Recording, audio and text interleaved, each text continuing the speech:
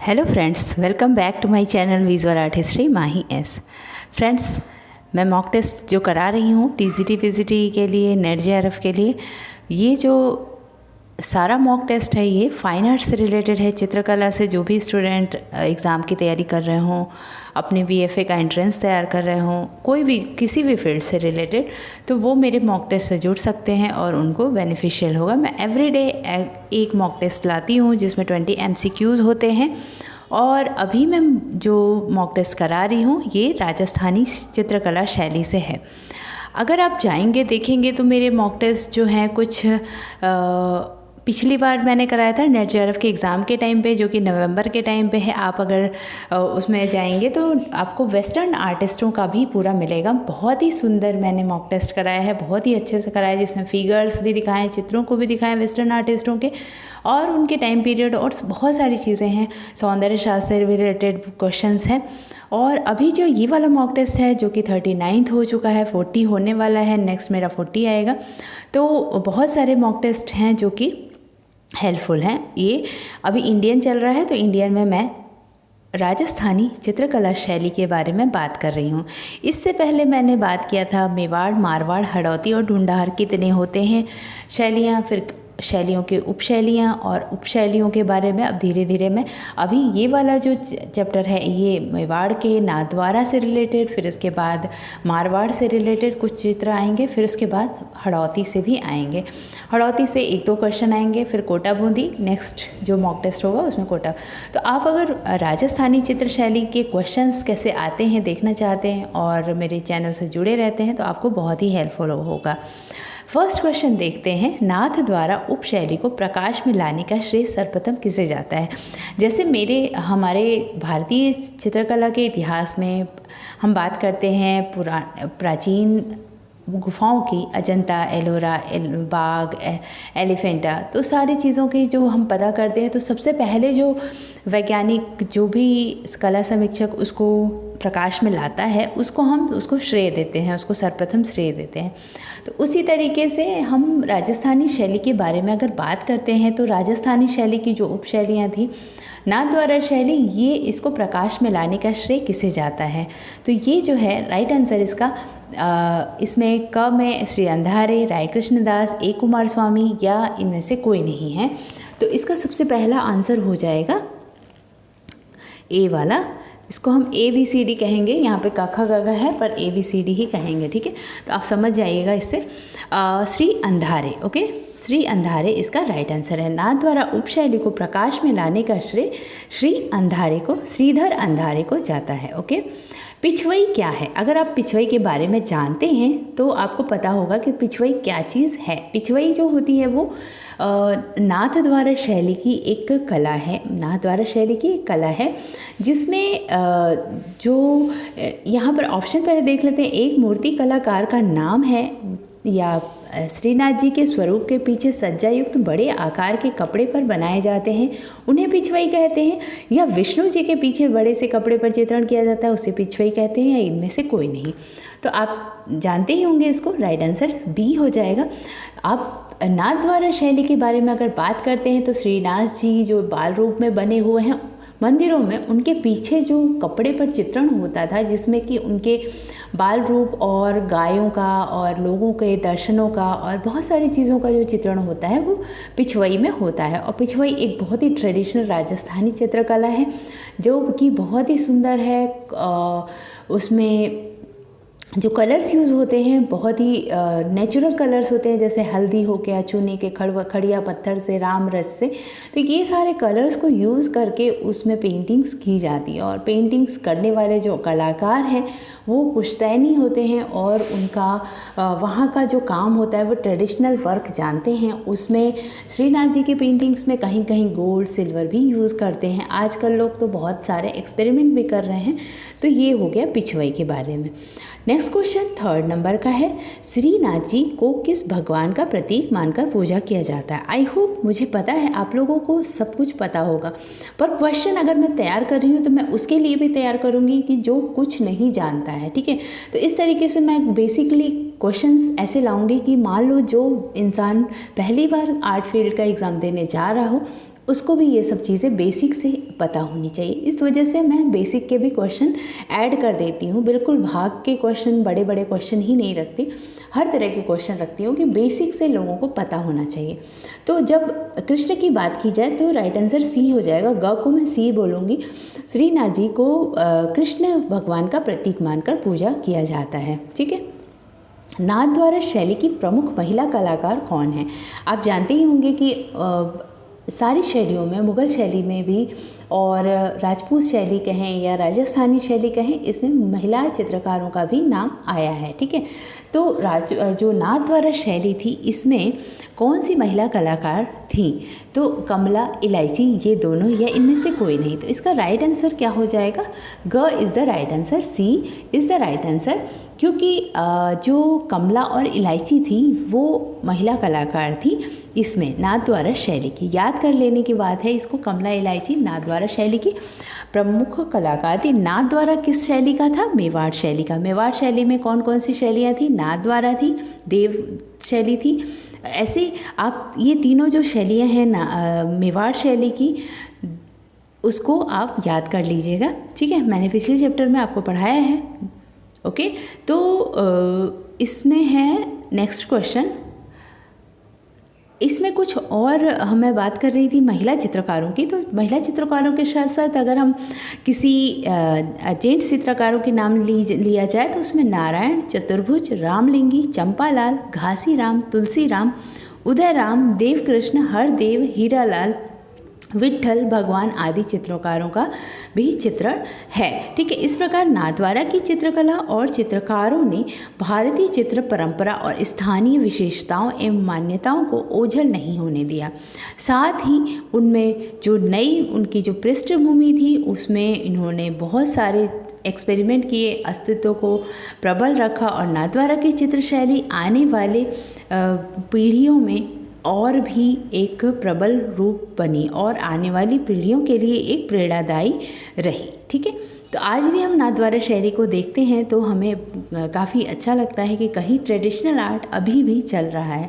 जो उनके पूर्वज थे, जो उनके अग्रज हैं, अभी भी कंटिन्यू किए हुए हैं नाथद्वारा शैली के लिए। ठीक है। अब नेक्स्ट क्वेश्चन हम पढ़ते हैं। Annuls and antiquities of Rajasthan नामक पुस्तक किसके द्वारा लिखी गई है? W.G. आर्चर, आनंद कुमार स्वामी, कर्नल जेम्स टॉड और या रायकृष्णन दास। कर्नल जेम्स टॉड इसके राइट आंसर हो जाएंगे। क्योंकि अब अगर हम मुग़ल शैली और पहाड़ी शैली की बात करते हैं और राजस्थानी शैली की बात करते हैं तो बहुत सारे पुस्तक हैं जिसको कि कलाकारों ने कला समीक्षकों ने उनको लिखा हुआ है, जिसके द्वारा हम उस शैली के बारे में जानते हैं। उन्होंने चित्रों को भी प्रकाशित किया, उन्होंने उसके बारे में भी लिखा और उसकी ट्रेडिशनल चीज़ों को बताया कि इस शैली में कौन कौन सी चीज़ें होती थी, कौन कौन सी विशेषताएं होती थी। तो हमें जब हम राजस्थानी शैली की बात करते हैं, कोई भी कलाकृति की बात करते हैं तो किस पुस्तक के द्वारा हम उसको जानते हैं? तो पुस्तक बुक्स को भी हमें पढ़ना होता है। Annals and antiquities of Rajasthan. Annals and antiquities of Rajasthan colonel James Tod की है। C is the right answer. Colonel James Tod के द्वारा लिखी गई है annals and antiquities of Rajasthan. ठीक है। तो नेक्स्ट क्वेश्चन हम देखते हैं 6th नंबर का। राजपूत पेंटिंग्स नामक पुस्तक किसके द्वारा रचित है? राजपूत पेंटिंग्स जो कि बहुत ही फेमस पुस्तक है, जिसके बारे में जो कि आनंद कुमार स्वामी ने सबसे पहले इसको राजपूत पेंटिंग्स का नाम दिया था। हमने जब स्टार्टिंग में ये क्वेश्चन करवाना स्टार्ट किया था तो मैंने बताया था कि कलाकारों में कला समीक्षकों में मतभेद होता था कि इसको कौन सा नाम दिया जाए। पहले राजस्थान नहीं था, पहले राजपूताना राजघराने से कलाकृतियाँ होती थी। इस वजह से इसको राजपूत पेंटिंग्स नाम देने का श्रेय गया किसको? सबसे पहले आनंद कुमार स्वामी को। उसके बाद जब आगे कलाकारों ने, कला समीक्षकों ने और भी रायकृष्ण दास जैसे होते हैं तो वो उन्होंने भारतीय चित्रकला का नाम दिया। फिर भारतीय चित्रकला से कैसे चीज़ें निकल के नहीं आती कि भारत तो पूरा विशाल भारत है तो उसको एक नाम दिया जाए। तो इस तरीके से रायथान हुआ, रायथान से राजस्थान हुआ। तो राजस्थानी चित्रकला जब ये देखा गया कि ये जो चित्रकला थी वो राजस्थान के बाहर से कहीं नहीं जा रही, तो राजस्थान केंद्र ही इसका था, तो राजस्थान नाम इसका प्रॉपर पड़ गया और लोगों ने इसको सर्वमान्य सिद्ध कर दिया था। तो राजपूत पेंटिंग्स के नाम अगर पुस्तक की बात आती है तो आनंद कुमार स्वामी राजपूत पेंटिंग्स का नामकरण करते हैं, और पुस्तक जो राजपूत पेंटिंग्स नामक पुस्तक है उसमें उस पुस्तक को लिखने वाले आनंद कुमार स्वामी हो जाएंगे। Right answer is B. Okay, next question हम पढ़ते हैं 7 नंबर का। भारत की चित्रकला नामक पुस्तक किसके द्वारा लिखी गई है? अब हम इसी में थोड़ा बहुत हेर फेर की पुस्तकों का नाम पढ़ेंगे। अब यहाँ पे भारतीय चित्रकला है और यहाँ भारत की चित्रकला है। तो भारतीय चित्रकला किसकी है? वाचस्पति गैरोला की, जो कि हम आज भी अब इसको पढ़ते हैं। और राय कृष्णदास की भारत की चित्रकला अभी भी हमें अवेलेबल है ये पुस्तकें। तो भारत की चित्रकला राय कृष्णदास, भारत की चित्रकला राय कृष्णदास, और मेरे पास ये दोनों पुस्तकें हैं, भारत की चित्रकला और भारतीय चित्रकला वाचस्पति गैरोला। बहुत ही अच्छी पुस्तक है, पर थोड़ा सा इसका लैंग्वेज थोड़ा ट्रेडिशनल है, इस वजह से इसको पढ़ना थोड़ा सा टफ होता है। अभी जो कलाकार की एक समूह में, जैसे हम रीता प्रताप की बुक कहें कि एक समूह में सारी चीज़ें मिल जाती हैं, और लैंग्वेज भी थोड़ी सी नेचुरल करके होता है। जैसे पिछली पे बुक्स कुछ होती थी तो उसको कुछ ज़्यादा ही ट्रेडिशनल कला समीक्षक लिखते थे, बहुत ही ज़्यादा ट्रेडिशनल लैंग्वेज में लिखते थे। फिर बुक्स जो नई मॉडिफाइड होती जाती हैं तो वो थोड़ा सा लैंग्वेज थोड़ा सा ईजी हो जाता है, और कुछ चीज़ें जो होती हैं उन्होंने कई बुक्स से लेके इसमें इन्वॉल्व कर दिया, तो बहुत सारी चीज़ें उनसे थोड़ी सी मॉडिफाइड और थोड़ी सी एडवांस तरीके से मिलती हैं। तो भारतीय चित्रकला नामक पुस्तक वाचस्पति गैरोला की है। हम इससे भी हेल्प लेते हैं, इन सब बुक्स से भी हम हेल्प लेते हैं भारतीय चित्रकला को पढ़ने में। अगर हम रिसर्च कर रहे होते हैं तो हमें ये सारी पुस्तकें भी इसको पढ़ना पड़ता है। मारवाड़ शैली, अब नेक्स्ट क्वेश्चन की तरफ बढ़ते हैं। 9th क्वेश्चन, मारवाड़ शैली का पूर्ण विकास काल किस शासक के शासनकाल में रहा? मारवाड़ शैली का पूर्ण विकास, अब मारवाड़ शैली में बहुत सारे शासक थे, उसमें सबसे ज़्यादा विकास किसके, पूर्ण जो विकास होता है वो किसके? तो मालदेव, शिवदास, नारायण दास, अमरदास। तो ये हो गया, इसका राइट आंसर कब हो जाएगा? मालदेव। मालदेव जो शासक थे वो 1532 से 1568 1532 टू 1568 तक मालदेव जो राजा थे वो शासन किए थे। तो 16वीं शताब्दी से 17वीं शताब्दी तक पूर्ण विकास काल इसका माना जाता है। और मालदेव से पूर्व मारवाड़ की चित्र शैली पर मेवाड़ का पूर्ण प्रभाव था। मारवाड़ की जो मेवाड़, मारवाड़, हरौती और ढूंढार हम पढ़ते हैं, तो जब मालदेव राजा आते हैं उनसे पहले मेवाड़ का सबसे ज़्यादा प्रभाव मारवाड़ की शैली पे दिखता है। ठीक है, तो सबसे महत्वपूर्ण जो शैली थी वो मेवाड़ शैली कहलाती है। इसी वजह से तो मेवाड़ का प्रभाव ही देखा जाता है प्रायः मारवाड़ शैली पे मालदेव राजा के पहले के कलाकृतियों में। और जो मालदेव राजा थे उन्होंने उसको थोड़ा सा और मॉडिफाइड कराया, और उनके बाद और भी कलाकार आते हैं, जैसे राजा सूर सिंह जो कि 1568 से 1618 के समय में उन अनेक चित्र उन्होंने उपलब्ध कराया। फिर सूर सिंह कला प्रेमी शासक थे। इसके साथ साथ कला काल में सचित्र ग्रंथों में ढोला मारू भी इन्होंने चित्रित करवाया था। ढोला मारू कौन करवाया था? सूर सिंह ने। रसिक प्रिया, ढोला मारू, भागवत नामक जो सचित्र ग्रंथ हैं उनको लिखित इन लोगों ने करवाया था। मारवाड़ शैली में ढोला मारू, रसिक प्रिया, भागवत ग्रंथ को चित्रित करवाया था। इन चित्रों में भड़कीले रंग और वस्त्राभूषणों में अभिजात एवं विलासिता के दर्शन होते हैं। ठीक है, अब नेक्स्ट क्वेश्चन हम पढ़ते हैं 10th नंबर का। मैं एक एक क्वेश्चन के साथ आपके बहुत सारे क्वेश्चंस कराती जाती हूँ, तो आप पेपर पेन लेके बैठा करिए और मॉक टेस्ट भी सॉल्व किया करिए साथ में, और साथ में ही आप उसको नोट डाउन भी करते रहा करिए जिससे आपको याद होता रहे। ठीक है, कबूतर उड़ाती स्त्री किस शैली का चित्र है? कबूतर उड़ाती स्त्री मारवाड़ शैली का चित्र है। राइट आंसर इज क, मारवाड़ शैली। Okay, next question 11, Shivdas Bhati नामक कलाकार की किस शैली से जुड़ा हुआ है? शिवदास भाटी अगर नाम आता है तो आपको ये चीज़ याद रखनी कि भाटी नाम कलाकारों से अगर जुड़ता है तो वो मारवाड़ शैली में होता है। कई भाटी कलाकार थे जैसे भाटी अमरदास और भाटी शिवदास भाटी, ऐसे छज्जू भाटी, ऐसे कई कलाकार हैं जो भाटी नाम से जुड़े हुए हैं। तो भाटी अगर आता है तो आपको याद रखना है मारवाड़ शैली से रिलेटेड है। राइट आंसर इज ख। ठीक है, और भी इसमें कई कलाकार थे मारवाड़ शैली के, नारायण दा भाटी अमरदास, छज्जू भाटी, किशन दास, शिवदास भाटी, जीतमल, कालू, रामू आदि कलाकार हैं, जिनका टाइम पीरियड 1623 से 1831 तक, मतलब 200 साल देख सकते हैं एक तरह से देखा जाए तो 1631 से 23 से 1831 तक। अब हम बीकानेर शैली के बारे में बात करेंगे। नेक्स्ट क्वेश्चन बीकानेर शैली से है। बीकानेर राज्य की स्थापना कब हुई थी? हम हमेशा पढ़ते हैं बीकानेर शैली, तो इसको किसने वो स्थापना की थी और कब की थी? तो 1488 में, 1488 में। राइट आंसर इज ग। 1488 में इसकी स्थापना हुई थी और मारवाड़ के शासक राव जोधा के द्वितीय पुत्र बीकाजी नाम था इनका, इसी वजह से। और ये बीकाजी किसके पुत्र थे? राव जोधा के द्वितीय पुत्र थे, जो कि 1488 में बीकानेर राज्य की स्थापना करवाए थे। ओके, नेक्स्ट क्वेश्चन, कौन से कलाकार को राजा राय सिंह ने अकबर तथा जहांगीर के दरबार से लाया था? अब इस क्वेश्चन को शामिल करने का मेरा एक मोटो था कि आप कैसे समझेंगे कि राजस्थानी चित्रकला शैली में मुग़ल शैली का कैसे प्रादुर्भाव होता है और कैसे मुगलिया कलाकार जो थे वो आते हैं।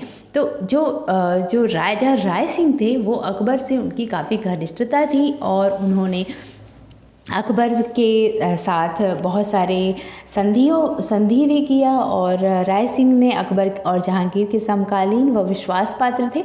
इन्होंने मुग़ल की ओर से कई लड़ाइयाँ लड़ी, उन्होंने मुग़ल दरबार से काफ़ी नज़दीकी संबंध थे। यही नहीं, इन्होंने अपनी पुत्री की शादी सलीम से करके मुग़ल दरबार से संबंध और सुदृढ़ कर लिए थे। किसने किए थे? राजा राय सिंह ने।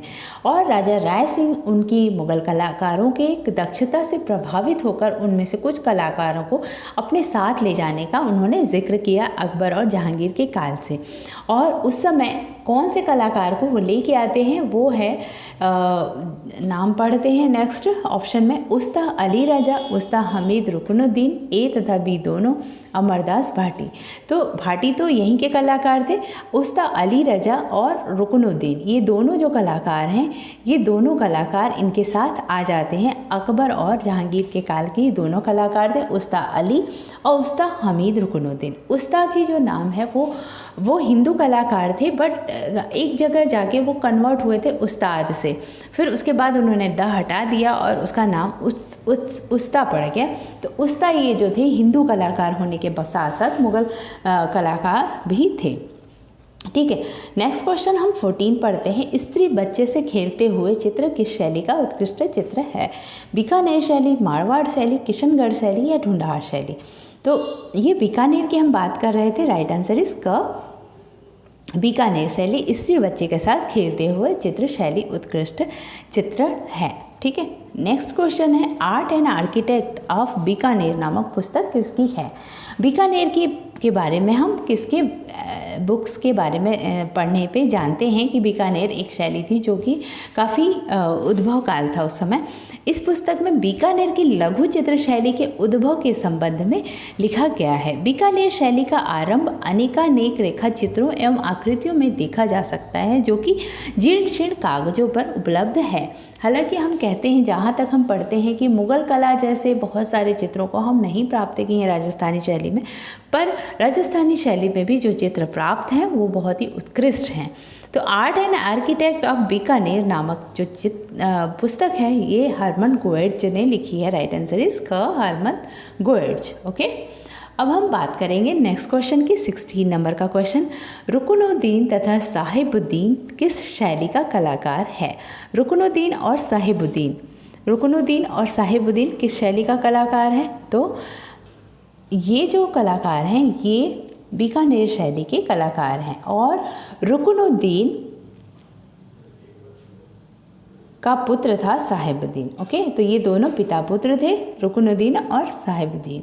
रुकनुद्दीन का पुत्र था साहिबुद्दीन। ओके, अब हम नेक्स्ट क्वेश्चन देखते हैं, मारवाड़ शैली की प्रमुख उप शैली कौन सी है? अब मारवाड़ शैली में कौन कौन सी शैलियाँ थी? मारवाड़ शैली में उप शैलियाँ अब इसमें क्वेश्चन पूछा है उदयपुर शैली, देवगढ़ शैली, किशनगढ़ शैली, झालावाड़ शैली। तो इसकी जो प्रमुख शैलियाँ हैं इनमें सबसे पहले आता है किशनगढ़ शैली, जो कि सबसे ज़्यादा प्रमुख है। राइट आंसर इज ग। मारवाड़ शैली की प्रमुख शैली, मारवाड़ शैली की प्रमुख शैली किशनगढ़ शैली को मानते हैं। किशनगढ़ शैली को क्यों मानते हैं हम उसके बारे में आगे पढ़ेंगे। किशनगढ़ शैली की बहुत ही अच्छी कहानी है, बहुत ही अच्छा उस पर है, इंटरेस्टिंग है किशनगढ़ शैली। आई होप सभी को पता होगा।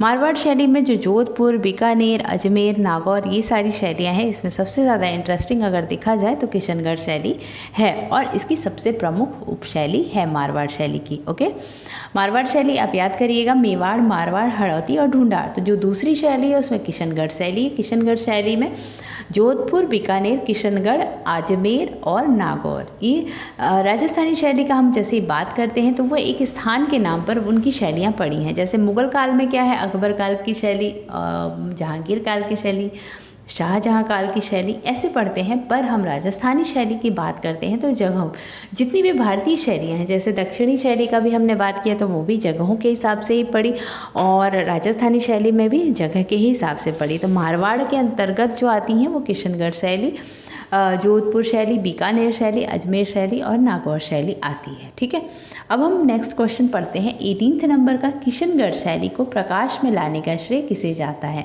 एरिक डिकिंसन, फयाज अली या ये दोनों या इनमें से कोई नहीं?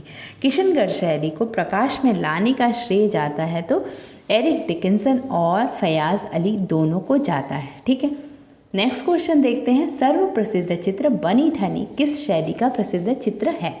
यहाँ पर चित्र हो जाएगा, चित्र है। ये आई होप मेरे जो कला के फील्ड से नहीं भी होंगे उनको भी ये क्वेश्चन पता होता है, पर मेरा बताने का मोटो ये है कि जो लोग नए भी हों, जो लोग नहीं पढ़े हों, उन्हें भी ये चीज़ें पता होनी चाहिए। तो सर्वप्रसिद्ध चित्र, और ये क्वेश्चन सारे एग्ज़ाम्स में, किसी भी एग्ज़ाम्स में अगर कोई क्वेश्चन आए ना आए, बनी ठनी से रिलेटेड एक क्वेश्चन ज़रूर आना है। तो सर्वप्रसिद्ध चित्र बनी ठनी किस शैली का प्रसिद्ध चित्र है? किशनगढ़ शैली। बहुत ही इजी क्वेश्चन है, ये किशनगढ़ शैली का प्रसिद्ध चित्र है। राइट आंसर इज ये हो जाएगा घ। ओके, अब हम बात करते हैं किशनगढ़ की स्थापना किसने की थी? राजा अनूप सिंह ने, राजा उदय सिंह ने, राजा किशन सिंह ने, राजा राय सिंह ने।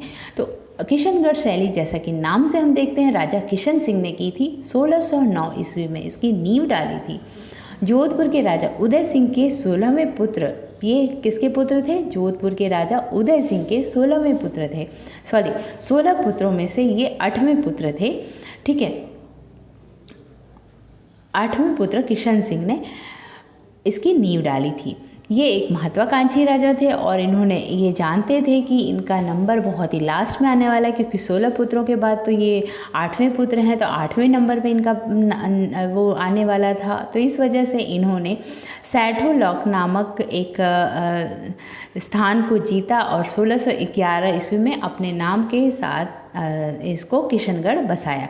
तो अगर नींव डालने की बात आती है तो 1609, और अगर स्थापना करने की, जो कि अपना अलग एक राज्य बसाता है, वो 1611 में इन्होंने बसाया था और इन्होंने अपने नाम पे किशनगढ़ नाम रखा था।